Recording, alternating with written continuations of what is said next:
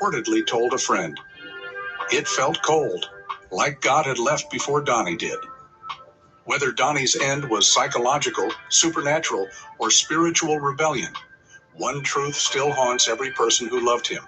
He died convinced that God had abandoned him, and something else had taken his place. Chapter 6. Minnie Riperton. The voice, they said, wasn't human. Some legends begin with a rumor, but Minnie Riperton's legend begins with a warning. In the early 1970s, long before Lovin' You turned her into an angelic icon, older musicians whispered that Minnie's whistle register wasn't human, wasn't earthly, wasn't even hers. They said she had borrowed that voice from somewhere else, a gift that came with a cost she didn't understand. Minnie grew up in the strict spiritual community of Chicago's South Side, singing in church choirs before she even reached her teens. Her mother insisted she pray before every performance. But around 1973, just as Minnie joined the band Rotary Connection, she began exploring spiritual practices that went far beyond church teachings. Friends said she frequented healing circles, energy readings, and altars decorated with candles, feathers, and metallic bowls. These gatherings weren't Christian. They weren't African traditional either. They were something in between, ritualistic, mystical, and silent. During the recording of her 1974 album, Perfect Angel, Minnie told a sound technician that she felt a cold breeze whenever she hit the highest notes. On February 12, 1974, during a late-night session, she paused mid-take and whispered, "Something just passed through me." The engineer dismissed it as studio draft, but other musicians noticed her eyes changed when she performed, as if the voice didn't come from her body, but from something hovering above it. In January 1976, Minnie received her breast cancer diagnosis, a moment she later described not as tragedy, but as a spiritual shift. Instead of relying solely on medical treatment, she began visiting faith healers and practitioners rumored to use occult techniques.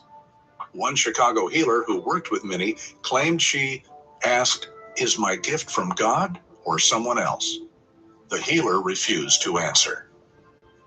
By 1977, Minnie was engaging in rituals she called vocal offerings, sessions where she lit white candles, surrounded herself with mirrors, and practiced sustaining high notes until the flame flickered. Her husband, songwriter Richard Rudolph, admitted she believed her voice had spiritual energy that had to be fed. When asked fed by whom, he avoided the question. During a TV interview in 1978, a host asked Minnie how she maintained such an impossible whistle register while battling cancer. Minnie smiled softly and said, "The voice isn't mine. I'm just holding it for a little while." The audience laughed, but those who were there swore the air changed in the room. A stillness, a chill. In her final months, Minnie reportedly told a friend she feared the voice would leave the same way it arrived. Days before her death, on July 12, 1979, hospice nurses said she spent hours whispering prayers, then suddenly switching to chants in languages they couldn't identify. One nurse recalled Minnie staring upward, saying, "I hope God still wants me back." After her passing, rumors exploded. Minnie hadn't just lost a battle with cancer. She had spent years wrestling with a spiritual force that gave her talent, but demanded something in return. Gospel singers in Chicago claimed her voice was too perfect to be earthly. Some even said Minnie's final recordings carry faint background tones not produced by any human throat. To her fans, Minnie Riperton was a miracle. To the conspiracy world, she was a vessel. And to those who believe talent can sometimes come from the shadows, Minnie was the woman who borrowed a divine voice and paid for it with her life. Chapter 7. David Ruffin. The last temptation who cursed God. Every list has a final name, and sometimes the last one is the most tragic. David Ruffin, the gravel-edged voice of the Temptations, didn't just fall from grace. He crashed into darkness so violently that even those closest to him believed something spiritual had snapped inside him. If the others on this list drifted from God slowly, David Ruffin ran from him like a man being hunted. He was born in 1941 in rural Mississippi to a family steeped in religion, but poisoned by brutality. His father, a strict gospel minister, forced David and his siblings to tour revival churches as a child, singing spirituals. But behind the pulpit was a storm, beatings, punishments, and a constant message drilled into David's mind.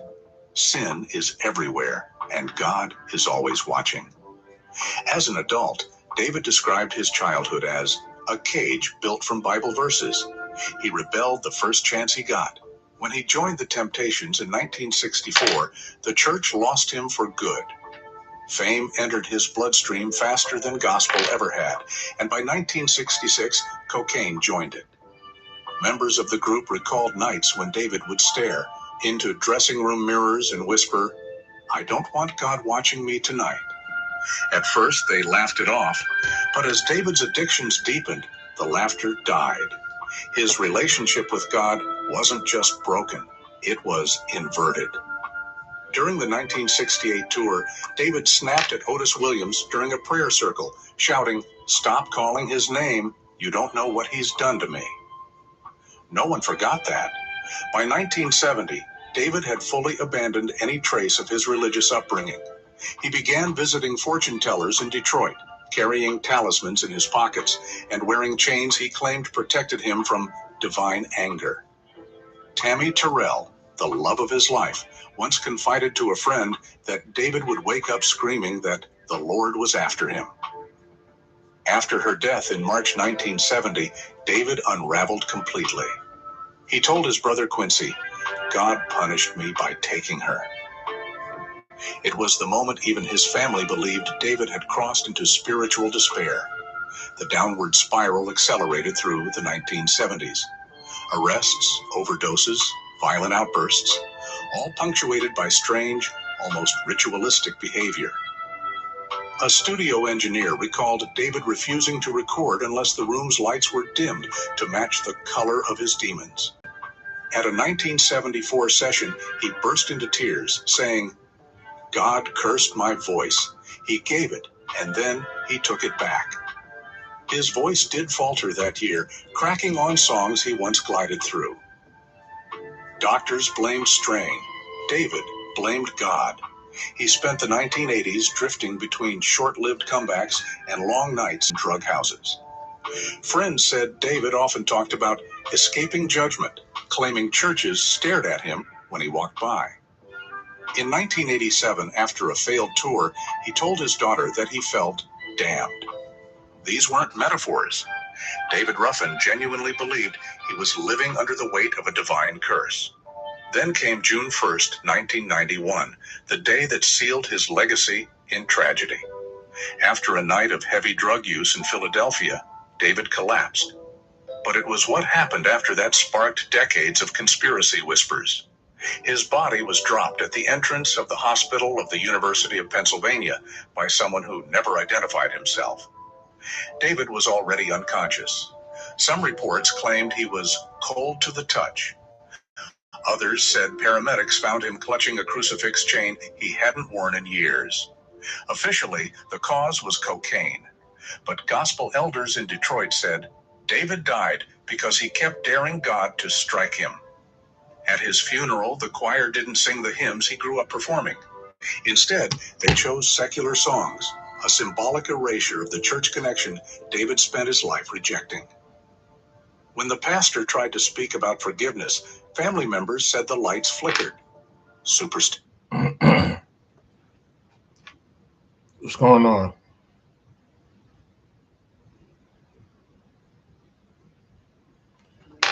Well, we talking about what God don't like and what God do like. I don't know about y'all, but I am a believer, and you know, this is a God body, God protected platform, if you will.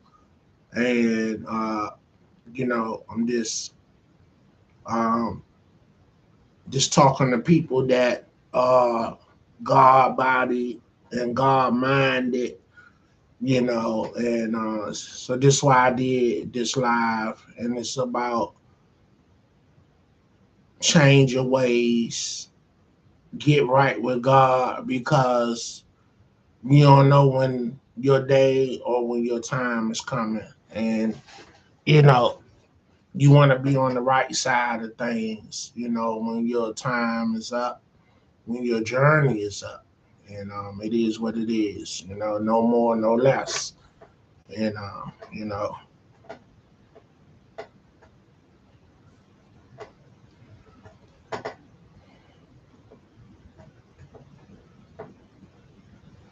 uh, I just got to the point. I mean, it ain't no more to really say after that. You know what I'm saying?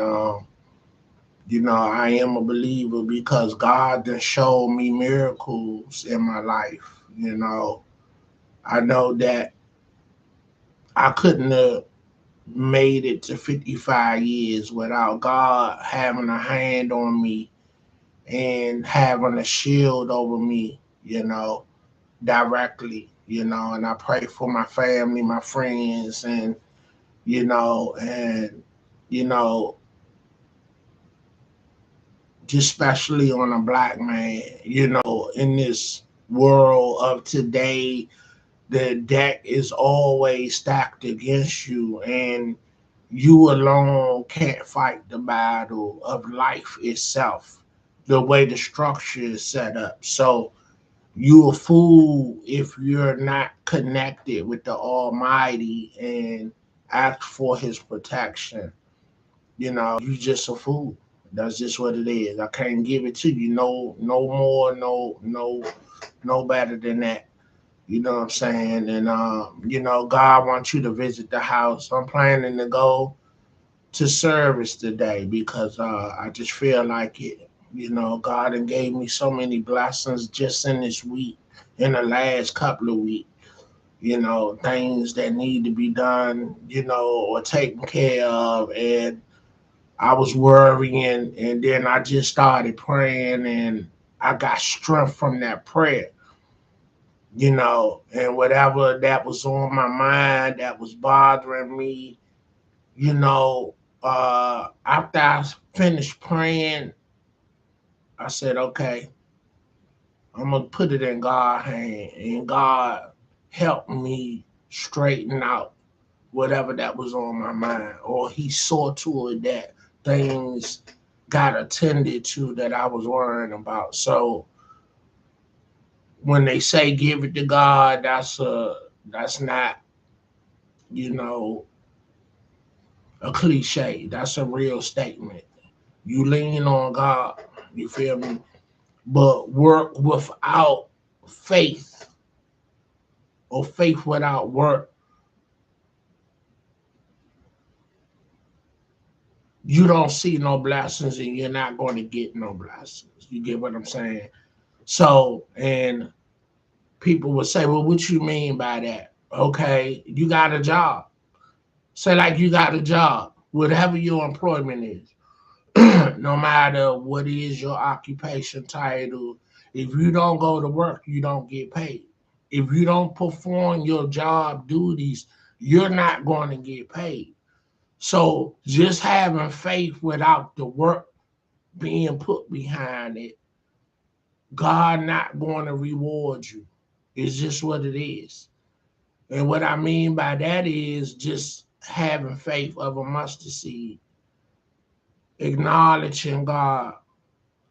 You know what I'm saying? People say meditate to avoid stress, to get rid of stress.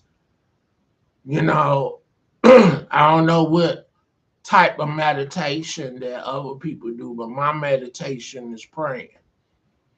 And I pray throughout the day the same prayers throughout my day, from the minute I wake up until I go to bed. Because you know why? Because you need it. When you wake up and you leave out that house, it ain't promising that you coming back in your home. So you want to pray for everybody on the road. You want to pray for yourself to get to your destination and get home, and everybody else. And that's another thing. Don't just pray for yourself. Pray for everybody else. Pray for those that don't know God, that God will reveal himself to them. And it's always through some kind of trauma that somebody that just don't want to get it, they gonna have to get it. You know what I'm saying?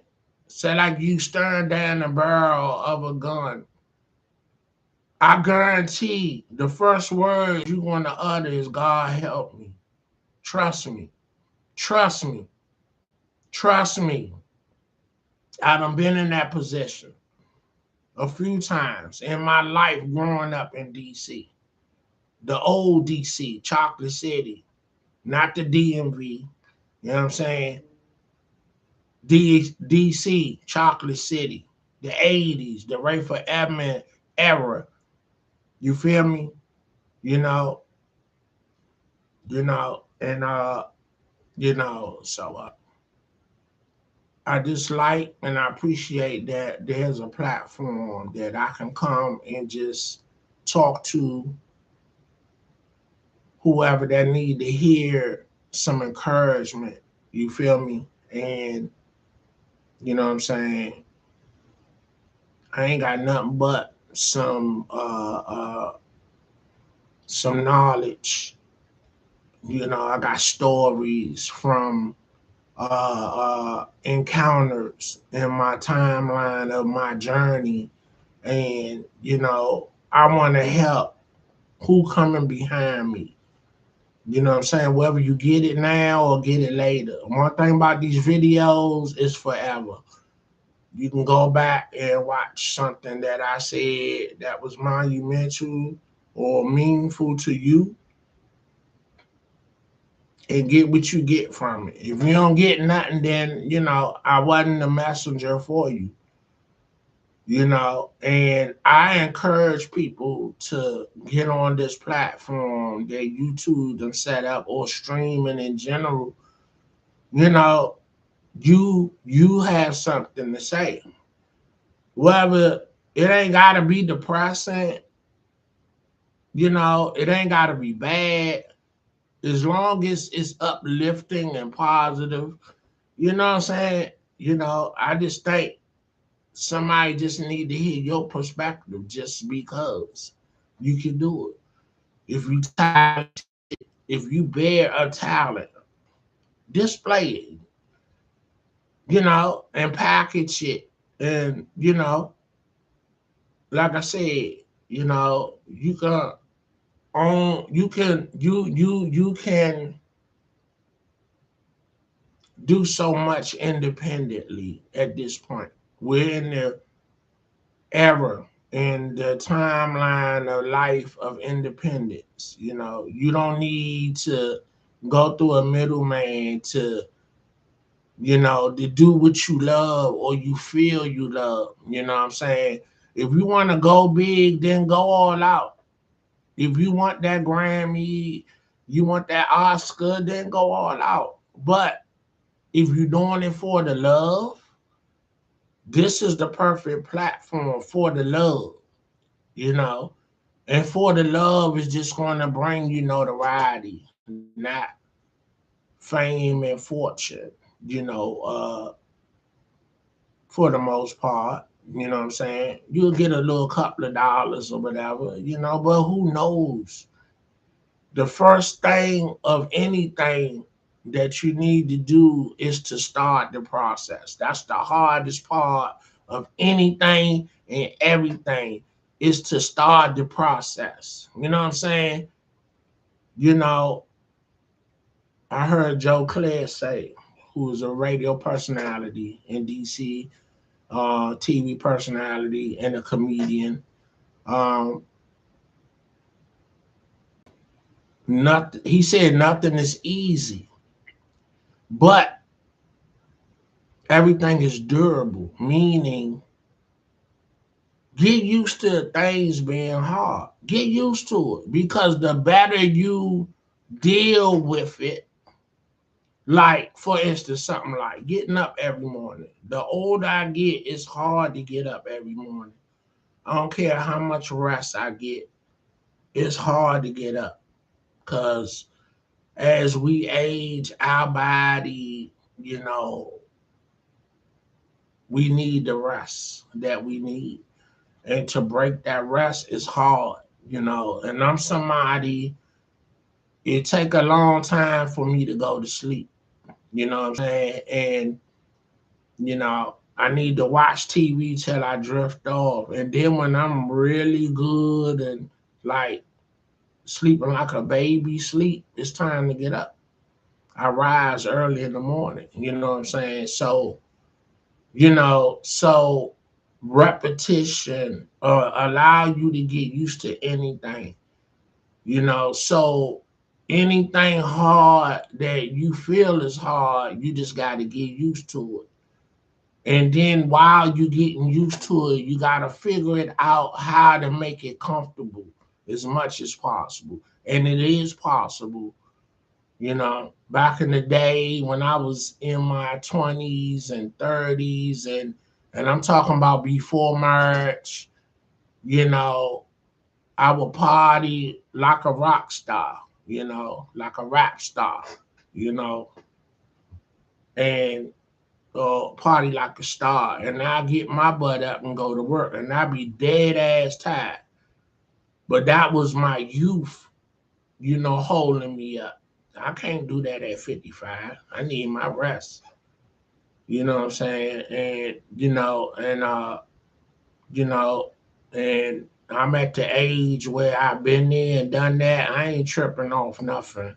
The nightlife, I love it. I loved it, but I done been there and done that. So as a seasoned vet of the nightlife, I only go out when we celebrating something, anniversaries, special occasions, birthdays, but just to be out, what I'm saying? I let the youngins do that like we did back in the day. It's your world now, you know what I'm saying? I'm thinking about enterprising. That's where my thoughts at, you know what I'm saying? How to stack and leave legacy when I check out. That's where my mind is at this point. And, trying to make sure, debt is not hovering over me in my elder years when I turn 70. I want to be comfortable and with my feet up and, you know, uh, being able to take my grandkids to school and pick them up and, you know, and yeah. So this is that timeline that you gotta start thinking like that. You know what I'm saying? Because life come at you fast when you really don't even realize it. You know what I'm saying? Because you just caught up in what you got to do day to day. But when you for real slow down and realize and reflect on from then to now, you be like, damn, where the time go? Like for instance, my youngest nephew is having a child this month. We just had the baby shower, and I'm just like I'm getting old. You know what I'm saying? And you know, it's like bittersweet. I'm like, you know, it's bittersweet. And what I mean is, the kids growing up, the kids having kids, and you know, it just making me feel real old right now in a good way. You know what I'm saying? I ain't tripping off of aging. I'm good, for real, for real. You know, I enjoy being 55 and, you know, yeah, you know, and, you know, life is a journey, so we gotta enjoy it because we don't know when we checking out. I ask people on a regular, if you could have eternal life, would you take it? That means you're gonna outlive your family and your friends, and this gonna be timeless. That you want to do that. You're gonna live in different centuries and whatnot.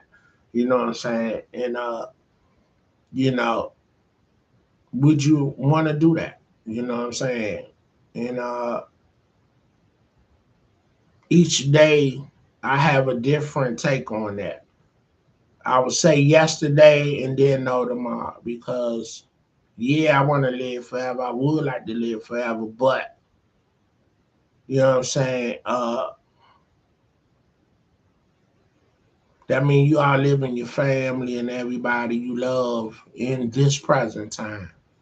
But if I did say, yeah, I would like to be a defender of the world.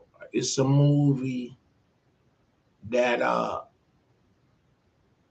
the dude from Inside Man, Denzel Washington, the dude that played in 12 Years of Slavery, that guy, the black dude that played in that, the main character, he's an African actor uh, with an African name, you know, but he look American. So I can't even pronounce his name. He has an African name, but he's in a movie and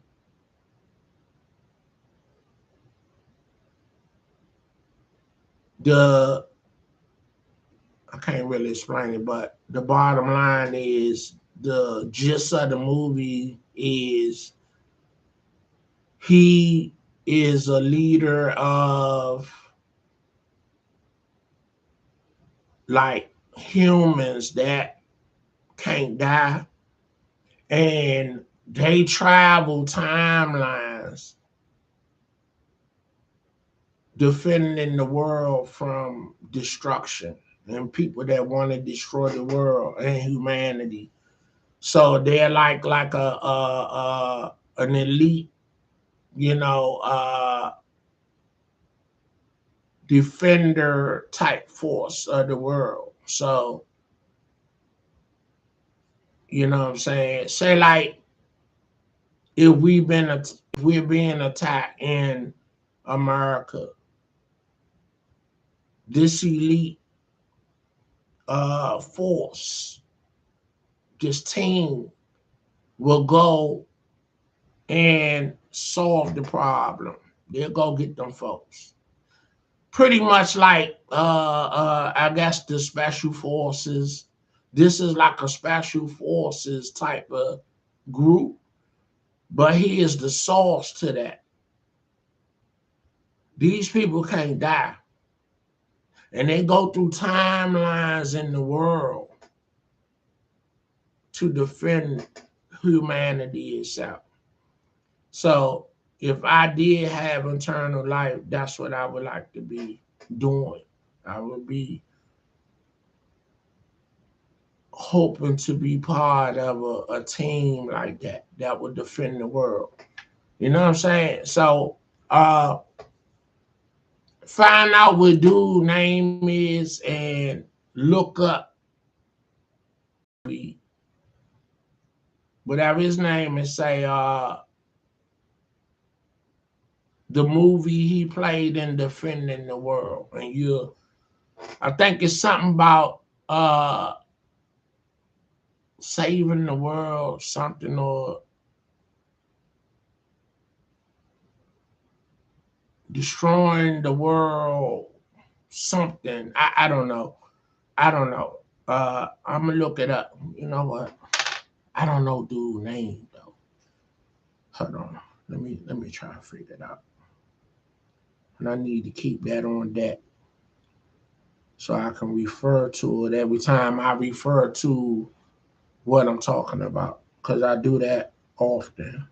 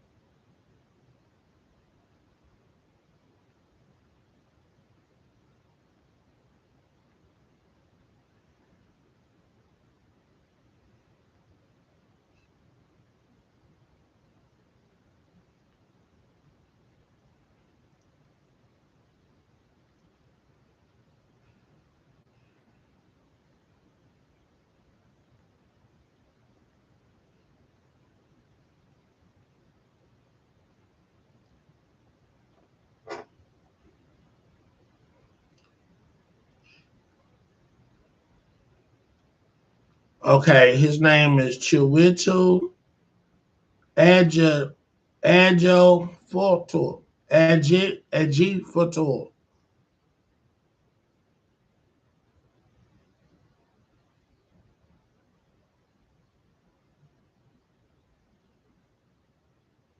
Chiwetel Adji Fortor.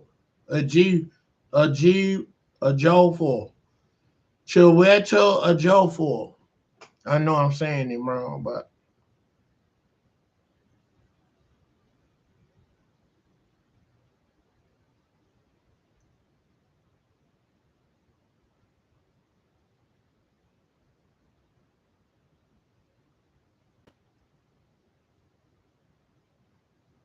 that's his name. That's how it look.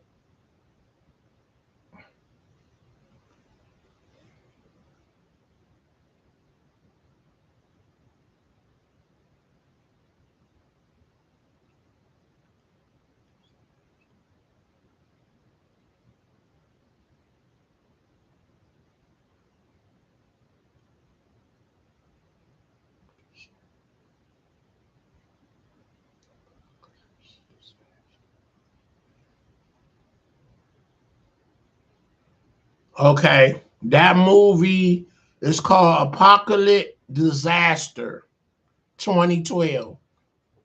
Okay, where he is part of an elite team of scientists working to save humanity.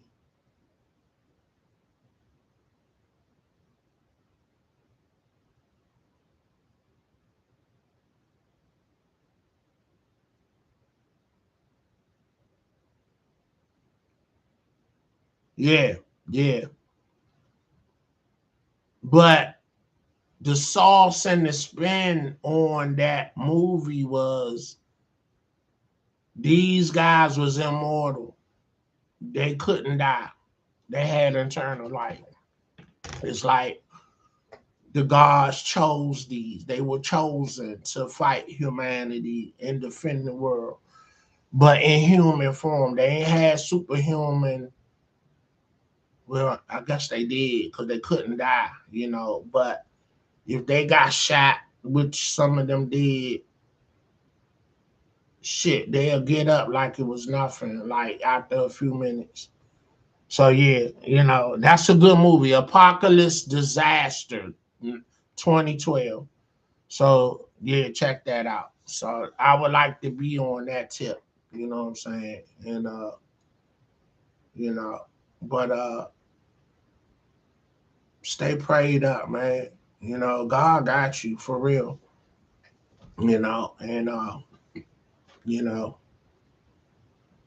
they say God don't come on time, but he come at the right time. If you believe that or not. And I think that God rewards you when you put in the work. Like I said, faith with no work don't add up to nothing. Like if you don't go to your place of employment and do your job for your check, you're not going to get paid. So it's like the same situation. You know what I'm saying? I can't give it to you no better than that. So it is what it is. You know what I'm saying? So happy Saturday, and you know, let's enjoy today and the future days that's coming as best as we can. And that's all I got for y'all today, man. You know what I'm saying? And stay blessed. This big day, Streets Finest. Like, share, subscribe, and you know what it is. We do this. Peace. Let's go. Let's go get it.